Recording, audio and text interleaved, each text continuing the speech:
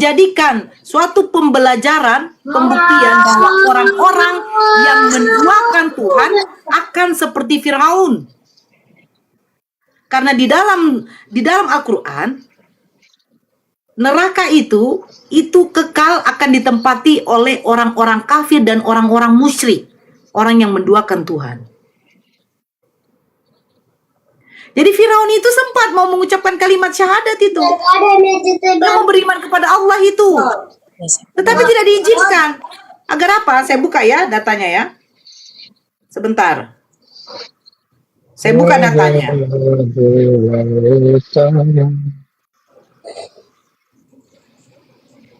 Nih.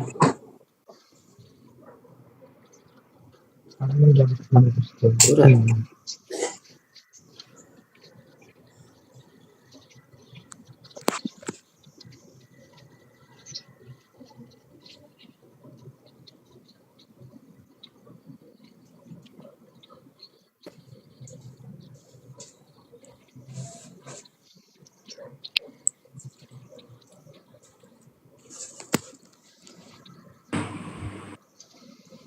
Setenang kau bang, tenang dulu nak.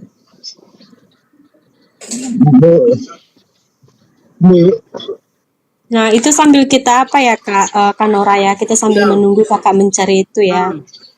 Saya juga mau ini tadi tentang menurut agama kami ya, bukan menurut agama sebentar, kakak ya, di sebelah menurut agama kami Kristennya. Sebentar Kak, sambil Kak Nora nyari itu datanya ya untuk nambahin, saya nambahin sedikit aja.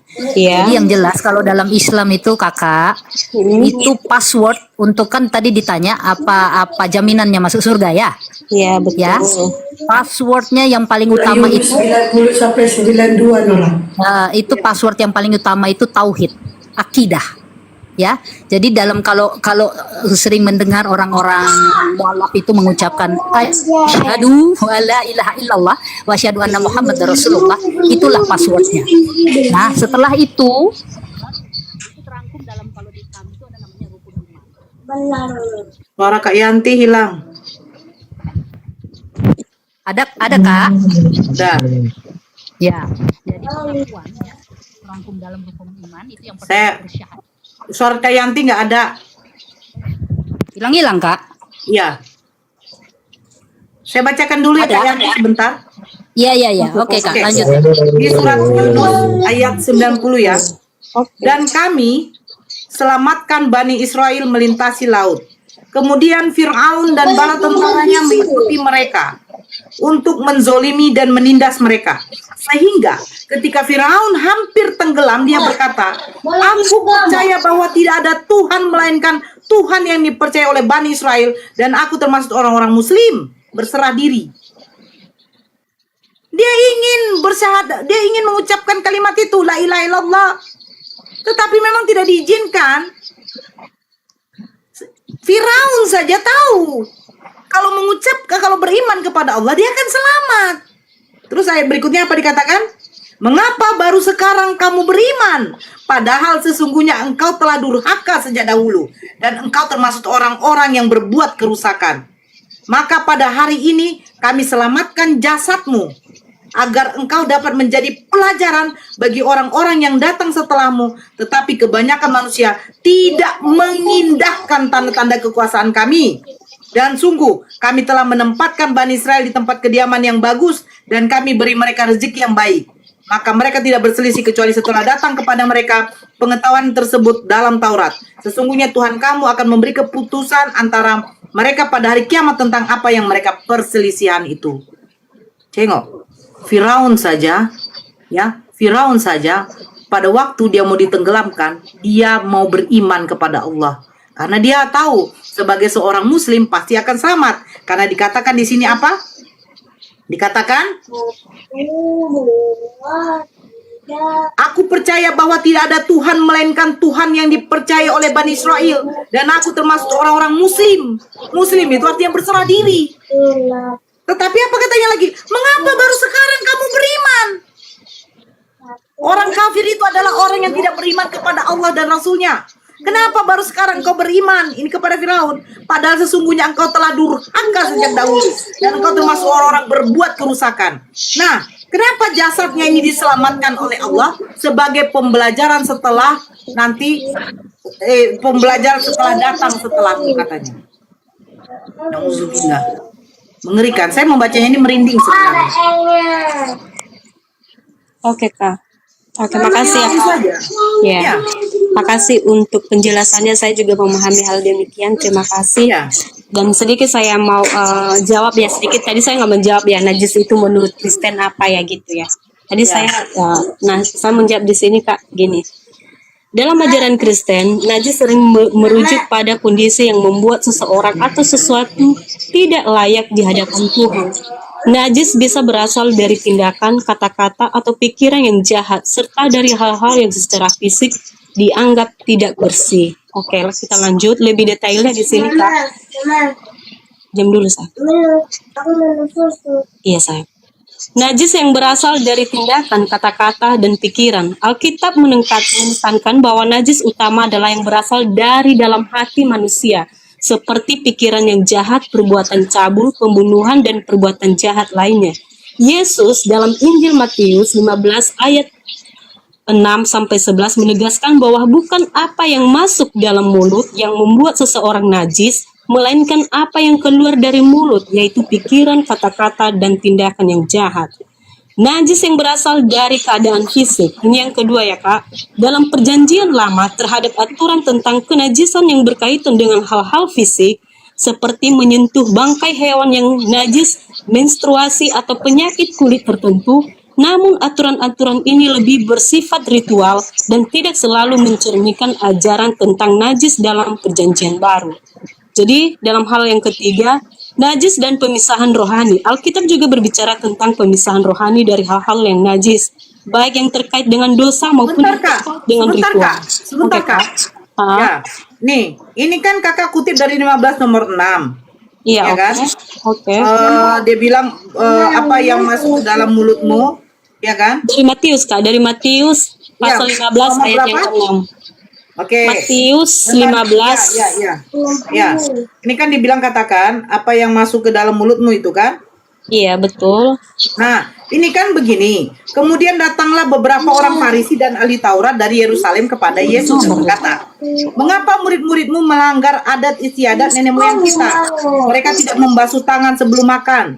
Tetapi jawab Yesus kepadanya, "Mengapa kamu pun melanggar perintah Allah demi adat istiadat nenek moyangmu? Sebab Allah berfirman, hormatilah ayah dan ibumu. Dan lagi siapa yang mengutuki ayahnya atau ibunya pasti dihukum mati. Tetapi kamu berkata, barang siapa berkata kepada bapaknya atau kepada ibunya, orang itu ini bla bla bla bla, hai orang-orang munafik. Benarlah nubuat Yesaya tentang kamu. Bangsa ini memuliakan aku dengan bibirnya, padahal hatinya jauh daripadaku. Cuma mereka beribadah kepadaku, sedangkan ajaran yang mereka ajarkan ialah perintah manusia." Nah, itu, Kak. Seperti itu, Nah, Kak. bukan sebentar. Dengar dan camkanlah. Bukan yang masuk ke dalam mulut yang menajiskan orang, melainkan yang keluar dari mulutmu itulah yang menajiskan orang. Maka datanglah murid-murid bertanya, "Kau tahu bahwa perkataanmu itu telah menjadi batu sandungan bagi orang-orang Farisi? Setiap tanaman yang tidak ditaman." Di mana di sini konteksnya bahwa boleh memakan B2? Ini bukan tentang makanan, Kak.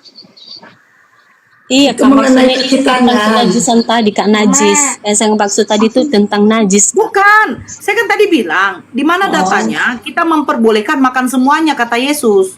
Apa yang masuk di dalam mulutmu, Ya itu, tidak. ya itu dia, Kak. Itu yang tadi itu. Tapi di sini Kak, dari pertama saya baca loh Kak, kemudian datanglah beberapa orang Farisi. Ini tentang adat istiadat yang dilanggar. Ada cuci tangan tuh, ada cuci tangan tuh. Dari tangan tuh Iya. ada cuci tangan. Yang mengutuki orang tuanya, dia harus dihukum mati. Yang kenapa makan tidak mencuci tangan. Bukan tentang perihal makan dilarang, maksudnya diperbolehkan makan B2. Di mana Kak? Nggak ada. Iya, maksudnya itu loh, Kak. Apapun yang kita makan itu bukan itu yang Kak, begini Kak, begini Kak ya, begini Kak, Kalau menurut begini Kak, kami ya gitu ya. begini Kak, begini Kak, ya, begini Kak. Contoh ya, makanan itu ada semua di kulkas, mau apa saja. Saya bilang sama anak saya, "Nak, kamu ya boleh makan semua di kulkas. Berarti nggak ada larangannya Kak, kan begitu, Ya kan? Nah, kamu boleh makan semua di kulkas asalkan jangan makan es. Berarti selain dari es dia boleh makan semua. Nah, sekarang di sini ya yang saya baca itu tidak ada dikatakan membolehkan makan B2, Kak.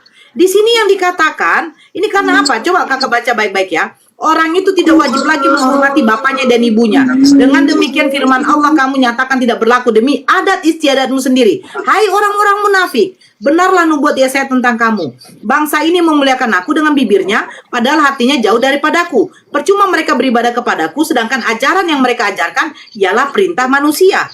Yang mengatakan jangan memakan B2 bukan perintah manusia. Itu perintah Tuhan, Kak. Berfirmanlah Tuhan. Itu baca nanti di dalam Imamat 11 nomor 1. Lalu Yesus memanggil kedua orang banyak dan berkata kepadanya, dengar dan camkanlah, bukan yang masuk ke dalam mulut yang menajiskan orang, melainkan yang keluar dari mulut itulah yang menajiskan orang. Maka datanglah murid-muridnya dan bertanya kepadanya, engkau tahu bahwa perkataanmu telah menjadi batu sandungan bagi orang-orang Farisi. Jawab Yesus, setiap tanaman yang tidak ditanam oleh Bapakku yang di sorga akan dicabut dengan akar-akarnya. Biarkanlah mereka orang buta yang menuntun orang buta. Jika orang buta menuntun orang buta, pastilah keduanya jatuh ke dalam lubang. Di mana di sini dilarang, ini diperbolehkan makan B2, Kak? Gak boleh kayak gitu. Tidak boleh makan B2, boleh makan B2 diambil apa yang masuk ke dalam semua mulutmu. Ini beda konteksnya. Ini cerita tentang adat istiadat. Makanya dikatakan di sini, Kak. Kakak tadi kan baca. Dikata di Matius 15 nomor 9, percuma mereka beribadah kepadaku, sedangkan ajaran yang mereka ajarkan ialah perintah manusia.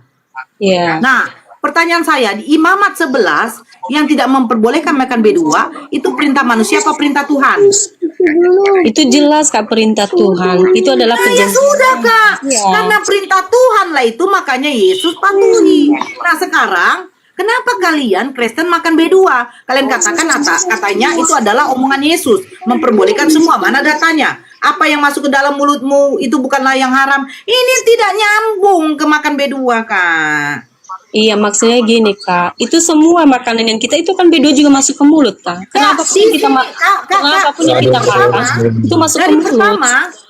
Dari pertama dikatakan begini, Kak. Kemudian datanglah beberapa orang Farisi. Ini ya, perintah Allah dan adat istiadat Yahudi. Tidak ada yang dibilang katakan makan B2. Karena memang orang Yahudi tidak pernah ada yang memakan B2. Bukan masalah itu, Kak. Dalam konteks ini kan Tuhan berkata gini ya. Percuma mereka beribadah kepadaku sedangkan ajaran yang mereka ajarkan ialah perintah manusia. Itu kebanyakan. Nah, pertanyaan saya. Ya. Perintah jangan makan B2 perintah siapa? Maksudnya perintah yang apa? Gimana? Perintah jangan makan B2 itu perintah siapa? Itu perintah Tuhan. Kita baca ya di Imamat 11 tadi Kakak bilang ya. Iya, sekarang perintah yang memperbolehkan kalian makan ini perintah siapa? Kita lihat dulu di sini ya, Kak. Ini Imamat tadi 11 ya, perjanjian lama itu Kakak bilang itu dalam konteks juga itu dikatakan di sana binatang yang haram dan yang tidak haram. Oke ya? Iya. Oke. Iya. Kayak ikan kan tidak haram. Kan begitu. Nah, maksud saya di sini perintah yang kalian dengar ini perintah Tuhan, yang boleh makan B2 ini perintah Tuhan apa perintah manusia? Bukan begitu, Kak, konsepnya. Loh, bukan begitu bagaimana lu? Kakak yang tadi ngomong kan, dengar, Kak. Ini kan dikatakan begini. Dikatakan katanya, sedangkan ajaran yang mereka ajarkan ialah perintah manusia. Iya, Kak, Pertanyaan gini. saya, yang Iya, Kak. memperbolehkan kalian tunduk, Kak, yang memperbolehkan kalian makan B2 ini perintah dari siapa? Itu dari Lukas Paulus ya, Kak. Gini dulu, Kak, kita Nah, bahas itu perintah ini siapa? tentang- Perintah manusia apa perintah Tuhan? Itu perintah Tuhan, Kak. Gini. Gimana Tuhan siapa yang memerintah membolehkan lagi makan B2, Kak? Tuhan itu harus konsisten loh, Kak. Kalau dia sudah membuat suatu aturan, Coba Nur, baca lagi yang tadi 15:6 itu apa? Menajiskan atau mengharamkan tulisannya situ? yang mana? Gini loh, Kak, yang nomor 8 itu kan gini. Bangsa ini memuliakan aku dengan bibirnya padahal hati. Ini ketika Yesus mau makan dengan orang-orang Farisi, dia memasuki suatu rumah. Terus orang-orang Farisi ini mencoba untuk mengatakan kepada Yesus, kenapa kamu makan di tengah-tengah orang berdosa? Karena mereka nggak cuci tangan pada saat itu. Ada istiadat Yahudi itu yang seperti kakak katakan. Iya. Di mana di situ dikatakan ada B2? Ya, seperti yang dikatakan di 11 itu, Kak. Dengar dan camkanlah, bukan yang masuk ke dalam mulut, yang menajiskan orang, Ini melainkan dikatakan, yang hai keluar dari orang-orang mulut. munafik. Itulah yang Kakak tahu menajiskan nggak orang-orang orang. munafik? Tapi kakak dengar ada najis itu kan di ayat 11 itu kan. Dengar dan camkanlah, bukan yang masuk ke dalam mulut yang menajiskan orang, melainkan yang keluar dari mulut. Itulah yang menajiskan orang. Nih Kamio, sebenarnya kakak udah kena ya. Kamio, tadi kakak mengatakan percuma mereka beribadah kepadaku. Iya, betul. Sementara mereka melakukan apa yang diajarkan manusia. Makanya Nora bertanya, melarang makan babi perintah siapa? Kok susah kali ada menjawab perintah Tuhan. Yang melarang makan babi adalah perintah Tuhan. Dan Anda sudah ketampol dengan bibir Anda yang Anda ucapkan. Percuma mereka beribadah kepadaku. Sementara mereka melakukan apa yang diajarkan manusia, bukan yang diajarkan Tuhan. Dilarang makan babi ke perintah Tuhan. Ini kebaca lagi ya Kak ya. Kebaca lagi ya yang 17-nya. Tidak tahukah? Tadi kan Kak Mio kan mengatakan yang keluar dari kita itu adalah perkataan yang masuk itu semuanya halal, termasuk makanan. Padahal sini nggak menyinggung makanan loh Kak. Nih saya bacakan. 17. Tidak tahukah kamu bahwa segala sesuatu yang masuk ke dalam mulut turun ke dalam perut lalu dibuang di jamban, tetapi apa yang keluar dari mulut berasal dari hati, dan itulah yang menajiskan orang. Karena dari hati timbul segala pikiran jahat, pembunuhan, perzinahan, pencabulan, pencurian, sumpah palsu, dan hujat. Itulah yang menajiskan orang. Tetapi makan dengan tangan yang tidak dibasuh tidak menajiskan. Intinya di sini Kak, karena tanganmu ini kotor, takut terkena najis, kamu harus mencucinya. Karena kamu makan. Bukan makanan itu yang semuanya halal masuk ke dalam mulut. Tetapi yang menajiskan itu adalah ketika kamu tidak membasuh tangan. Baca yang terakhirnya ya. Itulah yang menajiskan. Yang menajiskan itu apa? Yang keluar sumpah serapah. Tetapi makan dengan tangan yang tidak dibasuh tidak menajiskan orang. Berarti di sini yang maksudnya tuh yang tidak boleh itu, yang diperbolehkan yang semuanya halal itu adalah yang tidak membasuh. Oke. Jadi ada Sekian satu dari saya. tambahan dari mengenai makna kata najis dalam bahasa Ibrani-nya tamah, ya, artinya juga sama, kotor, ya, tidak bersih, tidak murni. Ada yang mencemari sama ya, atau dia antarkos ya di dalam bahasa Yunani. Artinya juga sama, tidak bersih, tidak murni, ada yang mengotori, ada yang mencemari. Sama. Masalahnya diterjemahkan dalam kekristenan terhadap perbuatan, tingkah laku, sikap, ini adalah salah satu dari pemaknaan. Makna dalam ayat yang dibacakan bukan tentang sikap dan perilaku, tapi tentang memang fisik. Karena itu tentang makan, membersihkan, tentang memakan sesuatu. Jadi jangan dicampur adukan dengan memasukkan kepada pemaknaan yang berbeda. Sementara ayat menyatakan tentang fisik, makanan yang mengotori. Ya, terlalu jauh ke sana. Dari awal juga udah jelas kok. Sejak kapan yang namanya haram itu sama dengan najis? Sejak kapan? Aku tanya. Jawablah. Sejak kapan haram sama najis itu sama? Kenapa jauh-jauh ke itu? Beda pemaknaan. Haram sama najis sama atau tidak? Kenapa kalian sibuk sekali ngomongin ayat tadi itu sedang najis yang kita bacakan haram? Gitu loh. Makanya jangan terlalu cocok logi lah Kamiau ya. Terlalu cocok logi itu. Itu Sama gini Kak Mio, izin ya Bang Led, sama kayak gini Kak. Tuhan kakak keluar dari lubang najis, tapi Tuhan kakak bukan manusia haram. Tuhan kakak bukan manusia najis, dia keluarnya dari lubang najis. Tapi bukan berarti Tuhan kakak ini najis, Tuhan kakak ini haram, tidak. Itu. Tapi Tuhan kakak keluar dari lubang najis. Kenapa dikatakan lubang najis? Karena mengeluarkan air kencing. Karena mengeluarkan air mani kalau dalam berhubungan suami istri. karena mengeluarkan darah pada saat datang bulan, pada saat melahirkan. Itu Kamio. Jadi jangan beda, jangan samakan najis itu dan sama dengan haram, beda. Itu jauh berbeda. Jadi ya tadi yang diapain oleh Nora, begini Kamio. Pada saat kakak mau makan, kalau kakak tidak bercuci tangan, itu namanya jorok. Nah jorok. Jadi kakak, najis itu di tangan kakak. Betul. Najis di tangan kakak. Kakak habis megang apa? Habis megang tai ke, habis megang barang suami kakak ke, habis ceboin anak ke, habis lap kencing anak ke, nggak tahu lah habis ngapain ya kan? Nah, kalau kakak tidak makan, kalau kakak makan tidak cuci tangan, najis. Najis itu kakak makan. Makanya dikatakan apa yang kamu makan tidaklah haram, tapi apa yang kamu keluarkan. Dikarenakan tangan kakak tadi bercampur dengan kotoran, makanya kakak disuruh cuci tangan. Jadi ayat yang kakak bawakan itu untuk cuci tangan, tidak ada hubungan dengan babi, tidak ada hubungannya. Tetap babi itu haram. Jadi kalau kakak mau makan, cucilah dulu tangan. Gak mungkin kakak makan gak cuci tangan, kecuali pakai sendok. Pasti kakak cuci tangan dulu kan. Nah itu dia kakak, dipahami dong Bible kakak itu. Padahal kakak ada ketampul, ayat kakak bawa sendiri. Percuma kalian beribadah kepadaku, sementara apa yang kalian lakukan adalah perintah daripada manusia. Salah satunya itu masalah dari cuci tangan. Lebih kerennya lagi toh kakak, lebih kerennya lagi, kalian sebut Yesus Tuhan, Tuhan, Tuhan, sementara Yesus tidak mengajarkan kalian ke gereja. Perintah siapa ke gereja? Perintah daripada Perintah bapak-bapak gereja. manusia. Makanya kata Yesus, percumalah kalian beribadah kepadaku, kata Yesus. Karena apa? Karena Yesus tidak mengajarkan kalian ke gereja di hari Minggu.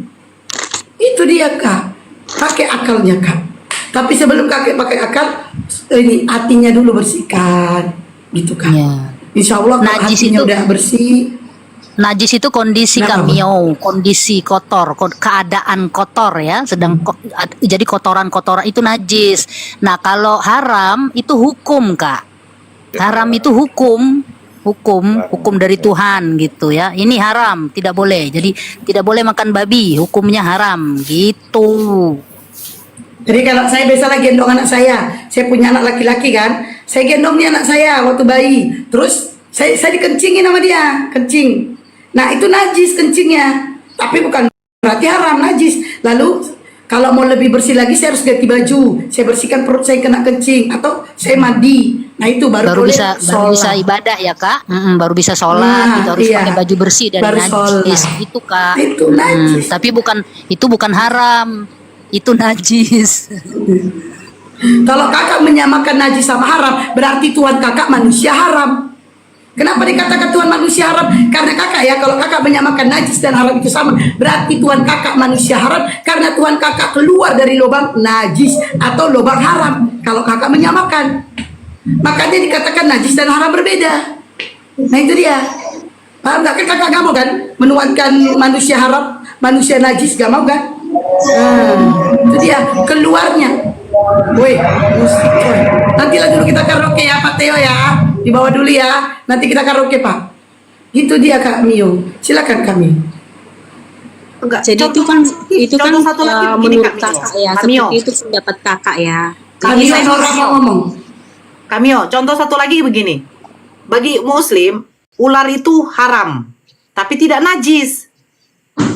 Paham ya? Nah, anjing itu haram dan najis. Liur dan bulunya itu najis. Oke. Sama oke. seperti B2. Nah, tapi ular haram hukumnya untuk dimakan karena dia bertaring. Harimau juga haram hukumnya karena bertaring, tapi tidak najis. Oke Kak, oke. Saya terima hal Nah, itu. paham ya? Oke, Jadi paham. najis itu segala sesuatu yang memang yang menjadi penghalang kita beribadah kepada Allah. Gitu. Jadi gini Ya, Kak, Tapi tambahin sikit aja Kak, mengapa omongan si Nora. Tapi Nora, gak semua ular itu najis. Salah satunya aku, ular naga, gak najis aku. Lanjut. oke. Jadi gini, seperti kakak bilang tadi, itu perintah siapa yang nggak boleh makan babi itu adalah tentu saja itu adalah perintah Tuhan. Oke ya, kita apa di situ ya kita stop ya, perintah Tuhan. Oke, sekarang sebagaimana Tuhan itu, sebagaimana di Indonesia ini kita lihat Tuhan kita itu ada 6 agama di Indonesia ini ya. Kita lihat, kita pautkanlah dalam kehidupan kita sehari-hari. Karena kakak tadi mengambilnya contoh seperti anak, seperti ibu ya. Oke, sekarang kita ambil bagaimana Tuhan memerintahkan kita itu dalam setiap agama. Kita itu apakah perintah manusia atau perintah Tuhan bahwa marilah kita saling menghargai. Ada nggak dalam agama kakak itu kita itu saling menghargai sebagai manusia, sebagai persaudaraan, ataukah kita itu sebagai sesama manusia kita itu diajarkan nggak saling menghargai satu sama lain, ataukah kita saling memerangi jika seseorang itu tidak masuk di dalam agama kita? Coba kakak jelaskan menurut kakak. Apakah itu perintah saya jawab ya. atau dari Saya jawab. perintah dari presiden gitu? Oke, saya jawab. Oke. Kami justru menghargai orang kakak. Yang tidak menghargai itu kalian. Kalian tidak menghargai kami. Buddha itu menghargai kami. Kami tidak memerangi kalian kalau kalian tidak di luar. Nah, kami tidak ada permasalahan sama kalian. Kalau kalian tidak menyinggung agama kami, menyinggung Allah kami, menyinggung Nabi kami, apalagi memfitnah. Ya, jadi adanya diskusi ini dikarenakan saudara iman kakak terlebih dahulu yang namanya Sophia Katul sudah melarikan diri ke Amerika Serikat. Itu. Bagaimana dengan saudara iman kakak yang buka komal, menghina Nabi kami? Dikatakan memfitnah, malah memfitnah Nabi kami, dikatakan menikahi anak di bawah umur. Sementara itu tidak ada datanya. Tapi kalau kami mengatakan Tuhanmu keluar dari lubang najis, itu fakta. Itu resikonya kalau kamu menuhankan manusia. Nah, apalagi kalian tidak menghargainya. Kenapa saya katakan tidak menghargai? Bible kalian itu kan di dalam perjanjian lama kalian itu bahasa Ibrani. Dibikin Indonesia kata Theos, kata Elohim, kata Yahweh kalian pakai kata ALLH. Apa salahnya kalian bikin sandal jepit? Atau kalian bikin Tuhan aja deh, gak masalah. Ada kata ALLH. Kalau kita cari tahu apa itu ALLH, itu nama Tuhannya orang Islam, Allah. Kenapa kalian ambil? Kenapa kalian pakai? Di perjanjian baru juga kalian jadikan Theos. Itu Theos itu nama Tuhan kalian. Kalian bikin ALLH. Coba kalau kalian mengubahnya. Saya yakin, kami sama Buddha Hindu gak ada diskusi. Begitu juga nanti sama kalian. Kalau kalian ubah kata ALLH, kata Rasul, kata ayat, ubah. Kata Alkitab itu Bible kalian. Saya yakin gak akan ada diskusi lagi antara kalian sama kami. Sebagaimana kami sama Buddha, sebagaimana sama Hindu. Fitnah kalian kejam, Kak, kejam sekali.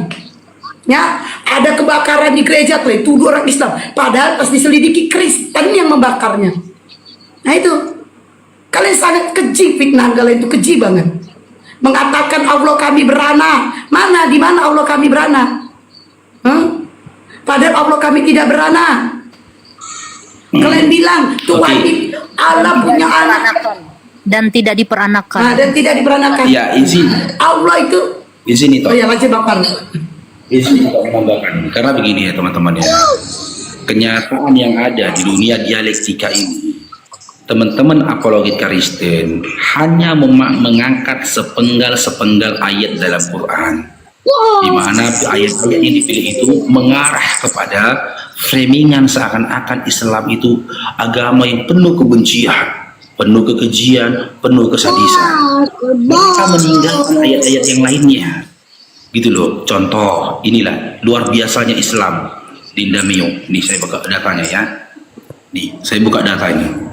Seperti apa yang tertulis dalam surah Al-Baqarah ayat 193. Ini, lihat nih.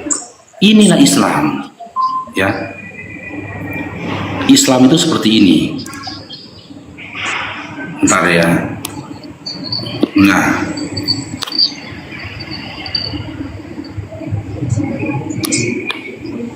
mana dia? Loh, kok belum balik kameranya?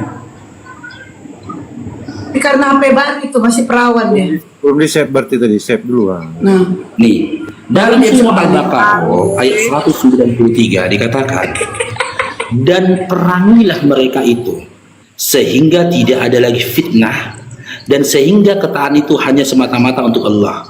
Jika mereka berhenti dari memusuhi kamu, maka tidak ada permusuhan lagi. kecuali terhadap orang-orang yang zalim. Dari surah Al-Baqarah ayat 193 ini kita bisa memahami Islam itu hanya memerangi orang-orang yang berupaya memerangi Islam.